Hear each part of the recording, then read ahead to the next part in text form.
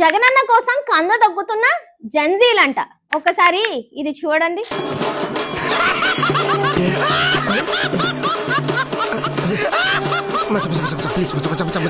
మీరు అసలు జోకర్స్ అవ్వాల్సిన పనే లేదు తెలుసా? ఎందుకంటే మీకు మీరే చెప్పుకుంటారు, మీరు చేసే పనుల వల్లనే మీరు జోకర్స్ అని అందరికీ తెలిసిపోతుంది. ఆంధ్ర రాష్ట్రంలోనే కాదు, పక్క రాష్ట్రాలలో కూడా.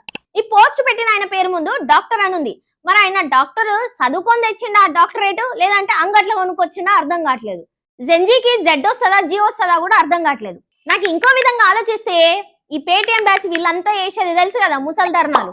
ఆ ముసలి ధర్నాలు అన్నింటిని చూసి ఈయన కరెక్ట్ పెట్టిండు కదా అనిపిస్తుంది. జెన్ జీ, జీ అంటే గ్రాండ్ మదర్, గ్రాండ్ ఫాదర్. వాళ్ళే కదా అక్కడ వచ్చి దీక్ష చేసేది. ఒక్కరైనా డిఎస్సి అభ్యర్థులు ఉన్నారా వాళ్ళు వచ్చి జెంజీ దీక్ష చేయడానికి? అయినా మీరు ఇంకా కూటమి ప్రభుత్వం మీద పడి ఏడవడం మానేయండి ఇప్పటికైనా. లేదు అనంటే ఇలాగే తప్పుడు ప్రచారాలు చేసుకుంటూ కూర్చుంటే యువత ఎవ్వరికి ముందుకు రారు.